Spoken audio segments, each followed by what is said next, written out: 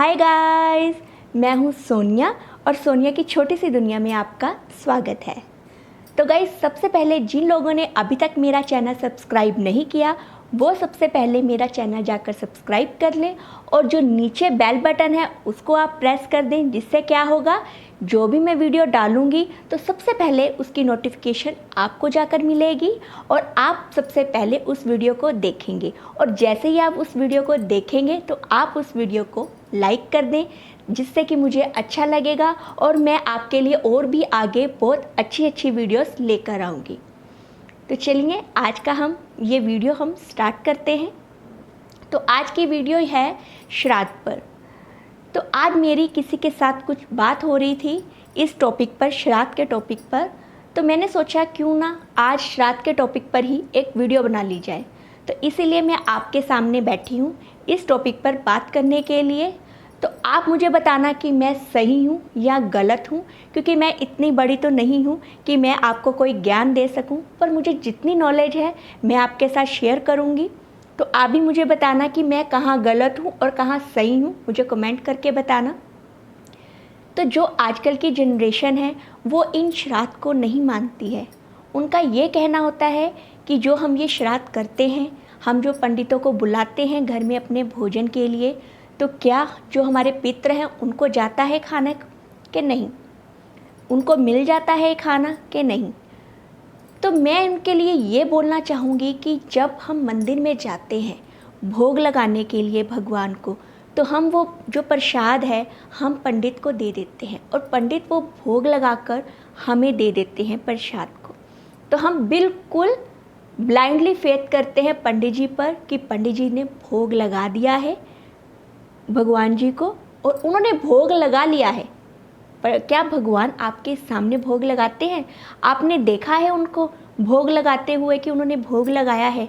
हम मान लेते हैं ना ये कि पंडित जी ने भोग लगाया और उन्होंने भोग लगा लिया, और वो प्रसाद जब हमें दे देते हैं तो हम क्या करते हैं, उस प्रसाद को हम घर पर लेकर आते हैं और हम सबको जो भी हमें मिलता है रास्ते में या हमारे घर में जो भी हमें मिलता है हम उनको प्रसाद देते हैं कि ये भगवान का भोग लगाया हुआ प्रसाद है।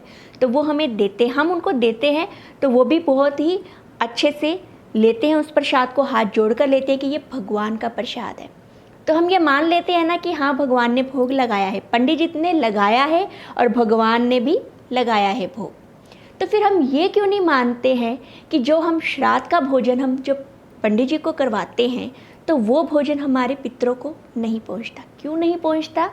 ज़रूर पहुंचता है, क्योंकि जब हमारी लाइफ में प्रॉब्लम्स आ जाती हैं, उतार चढ़ाव आ जाता है जब हमारी लाइफ में, तो हम जब जाते हैं पंडितों के पास और जब पंडित जी बोलते हैं हमें कि आपकी कुंडली में पितृदोष है, तो हम बोलते हैं कि हमें आप उपाय बता दो, जो भी उपाय करना पड़ेगा हम करेंगे। तो श्राद्ध के दिन हम सिर्फ एक जन का भोजन हमें बनाना होता है, तो हम वो नहीं बनाते। और जब पितृदोष आ जाता है तो हमें पता नहीं क्या क्या उपाय करने पड़ते हैं, तो वो हम करते हैं कि पंडित जी ने बोला है। तब हम ब्लाइंडली फेथ करते हैं ना पंडित जी पर कि उन्होंने बोला है तो हमें ये करना है। तो हम पहले ही क्यों नहीं मानते इस बात को? हम पहले ही क्यों नहीं ऐसे श्राद्ध करते हैं? हम ये क्यों कहते हैं कि नहीं, हम श्राद्ध करेंगे तो उनको नहीं जाएगा। हम पूरा साल नया नया बनाकर खाते हैं, हमारा बर्थडे होता है, हमारे बच्चों का बर्थडे होता है, कोई भी छोटा मोटा फंक्शन होता है। आजकल तो इतनी सारी चीज़ें हैं, हमारे पास इतनी सारी चॉइसेस हैं घर पर बनाने के लिए। पहले इतना कुछ नहीं होता था, पर फिर भी पहले के जो लोग होते थे बहुत दिल से श्राद्ध करते थे। और जैसे जैसे आज ज़माना बदल रहा है, जनरेशन जो है आज की वो इन सब चीज़ों को मान ही नहीं रही है। और जब उनके लाइफ में जब ऐसा उतार चढ़ाव आता है तब उनको पता चलता है कि हाँ सच में ये था, फिर वो रोते हैं। तो बाद में क्यों रोना? पहले ही हम क्यों ना ये बात को मान लें कि हाँ ये सब होता है, तो हम पहले ही क्यों ना ये सब करें। तो इसीलिए हमें ये करना चाहिए श्राद्ध। जो ये परंपरा हमारी बनी आई है, ये कोई हमने नई तो बनाई नहीं है, ये तो पता नहीं पीढ़ी दर पीढ़ी कितने सालों से ये चली आ रही। कोई बात होती है तभी तो हम कुछ करते हैं, ऐसे तो नहीं करते कोई। अगर कुछ है इसमें बात में, अगर कोई है ये श्राद्ध तभी ये आते हैं, ऐसे तो नहीं कोई त्यौहार मनाता। अब हम हर त्यौहार भी तो मनाते हैं ना, तो फिर हम ये क्यों नहीं करते, हम श्राद्ध क्यों नहीं करते हैं दिल से। कुछ लोग क्या करते हैं, कर लेते हैं, अभी हमारी सास ने बोला है करने के लिए, पर उनका मन नहीं होता, मेरी सास बोल रही है तो मैं कर लेती हूँ। पर जब हम दिल से नहीं करते ना तो वो लगता भी नहीं है उनको। अगर हम हंसी खुशी से, मन से, पूरी श्रद्धा भाव से हम करते हैं ना तो वो श्राद्ध लगता भी है। तो वो जो हमारे पितृ हैं वो उसको अर्पित भी करते हैं और वो हमें बहुत कुछ देते हैं। वो थोड़ा सा, हम उनको थोड़ा सा हम दे क्या सकते हैं, हमारे पास कुछ नहीं है देने के लिए। हम बस जो देते हैं थोड़ा सा, वो वही लेते हैं थोड़ा सा, और उसके बदले में वो हमें इतना कुछ दे देते हैं कि उसका हम अंदाज़ा भी नहीं लगा सकते। हम जैसे भगवान को मानते हैं वैसे ही हमारे पितृ भी एक भगवान ही होते हैं, क्योंकि वो इस टाइम भगवान के पास हैं। अगर हम उनको कुछ मांगते हैं ना, हम उनसे कि हमें ये दे दो, वो दे दो, हमारी लाइफ में ये हो जाए, वो हो जाए, तो वो भगवान के पास है। तो वो भगवान से सीधा डायरेक्ट बात करके हमारी वो मनोकामना पूरी करवा सकते हैं, पर हम वो नहीं करते हैं। हमें ये करना चाहिए। तो जैसे ही जिस दिन हमारे घर में श्राद्ध होता है तो उससे एक दिन पहले हमें सारी तैयारी कर लेनी चाहिए। जैसे हम बाकी त्योहारों की तैयारी करते हैं वैसे ही हमें श्राद्ध की भी तैयारी पहले से करके रखनी चाहिए। हमें क्या बनाना है और क्या नहीं, हमें वो ही बनाना चाहिए। कोशिश हमारी ये होनी चाहिए कि हम वो बनाएं जो जिनका हम श्राद्ध कर रहे हैं उनको क्या खाने में पसंद है, तो हमें वही बनाना चाहिए कि उनको क्या खाने में पसंद है तो वो बनाएं। बनाना तो है ही हमने, तो अगर हम उनकी खुशी का हम बना लेंगे जो वो खाते थे खुश होकर, तो वो ज़्यादा अच्छा है। और हमें पंडित जी को पहले ही बता देना चाहिए कि हमारे घर में इस दिन श्राद्ध है, तो आप इस टाइम पर हमारे घर में भोजन करने के लिए आ जाएं। क्योंकि हर दिन श्राद्ध होते हैं तो पंडितों के पास टाइम नहीं होता, तो हमें उनसे टाइम लेना होता है। तो हमें पहले ही उनको टाइम से बुलाना चाहिए, हमें बताना चाहिए कि इस दिन हमारे घर में श्राद्ध है, तो आप हमारे घर में आकर भोजन ग्रहण करना। और जिसका आप श्राद्ध कर रहे हैं, अगर आप अपने ससुर का श्राद्ध कर रहे हैं तो वो क्या पहनते थे, कुर्ता पजामा पहनते थे या पैंट शर्ट पहनते थे, तो आप अगर हो सके तो आप वो लें उनके लिए और पंडित जी को दें। और अगर आप अपनी सास का श्राद्ध कर रहे हैं तो वो साड़ी पहनती थी या सूट पहनती थी, तो आप वो लें और वो पंडित जी को दें अगर आपके पास है तो। अगर नहीं है तो आप चप्पल भी दे सकते हैं, चप्पल भी दान कर सकते हैं। ये एक तरह का दान होता है, हम वैसे भी तो दान करते हैं ना। अगर हम ऐसे दान कर देंगे तो क्या हुआ, इससे क्या होगा कि हमारे पितृ है जो वो खुश होंगे। तो हमें ऐसे करना चाहिए। हम अपने ऊपर कितना खर्चा करते हैं, हम अपने नए नए कपड़े हम सिलवाते हैं, रोज़ ही हम मार्केट जाते हैं, कुछ ना कुछ हम अपने लिए लेकर आते हैं। तो क्या साल में हम एक दिन उनके लिए हम कुछ नहीं दे सकते, हम दान नहीं कर सकते? ये हमारा दान पुण्य है जो यही हमारे काम आएगा आगे जाकर, और हमारा कुछ भी नहीं हमारा साथ जाएगा। हम क्या कर रहे हैं अपनी लाइफ में, कुछ भी नहीं जाएगा।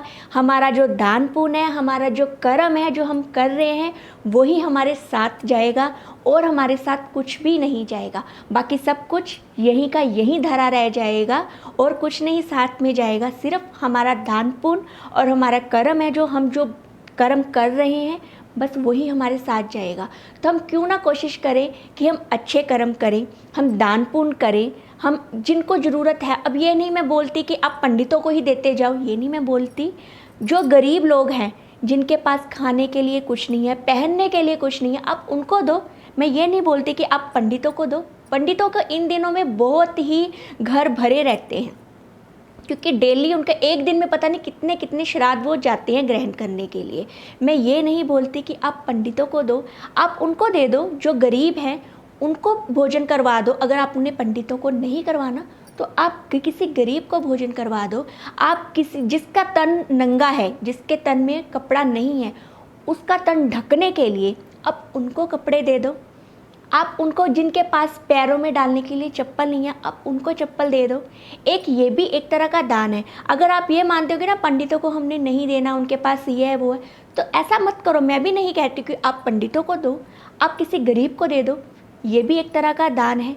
तो मैं भी ऐसे ही करती हूँ कि अगर मैंने पंडितों को तो मैंने देना ही होता है, क्योंकि ये श्राद्ध है जो पंडितों को ही देकर लगता है, पंडितों को देना ही होता है। पर जो चीज़ें हमने किसी गरीब को देनी है हम गरीब को भी देते हैं, जो पंडित को देनी है पंडित को देंगे हम, और जो गरीब को देनी है क्योंकि गरीब का भी भला हो, जो नहीं ले सकता हम उसको दें, तो इससे बड़ा पुण्य हमें लग ही नहीं सकता।